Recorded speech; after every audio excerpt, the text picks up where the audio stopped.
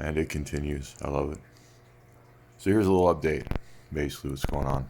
First, it starts out discus north Samini. You know what this guy, he's gone out and got his discus, his little 3-inchers. And he's going to set them up in what he thinks we think is a swamp tank. He seems very confused. So yeah, and then it's so first it's I'm a meanie, then it's I've been going on and on about some dude when I've never mentioned that dude's name. I've never mentioned anybody's channel's name.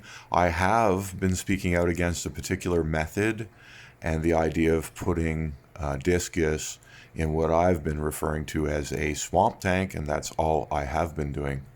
So if what you believe you're creating, sir, is a swamp tank, and what I mean by that is a water column filled with bacteria, your cycle is being handled by free-floating bacteria in your water column and not beneficial bacteria on your surfaces, like those swamp tanks are. They're thick, they're cloudy, they're green and yellow and white cloudy water. That's the tank that... if you're challenging my theory with I can grow discus in a swamp tank, that's the tank you're trying to build for yourself. What I'm seeing is you've got a tank with filtration and everything else and a bunch of plants in it. Well, dude, I have a tank with filtration and a bunch of plants in it. Okay? So if the difference is your plants are going to be in the soil and you're never going to gravel vac, good, because that is closer to what's going to kill your fish, stunt them, and make you fail. I don't want to see your fish get hurt, but you'll quickly learn why my plants are mounted on things that I can move around so I can thoroughly clean my soil. It's not going to take you very long to find this little game out that you've stepped in. You've actually probably made a fool of yourself already without even realizing it, because you're going to have to snap back and really do some funky shit to keep those 3-inchers alive in a tank like that. Especially if your plan is to do little or no water changes.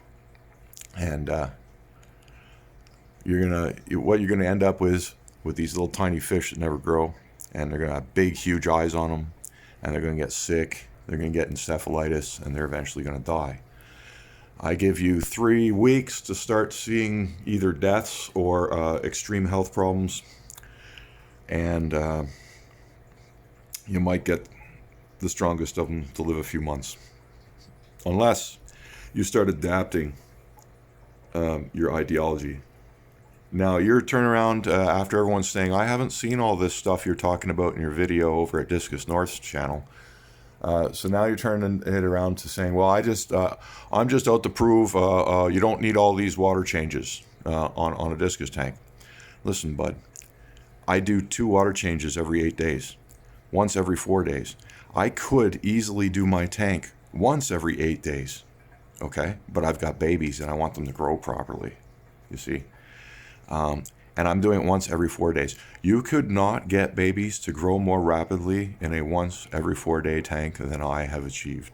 And I challenge you to try, because that's the discus game. You got 15 months to grow these fish out, and pay close attention, only 15 months. And you're going to slow them down with what you're planning to do. And you're going to end up with small fish that are no bigger than this one right here that's only about 4.5 months old. You're going to end up with 15-month-old fish that are that big, because you don't know what you're talking about. But I guess you think I'm being a meanie, right? Yeah. This is getting funny.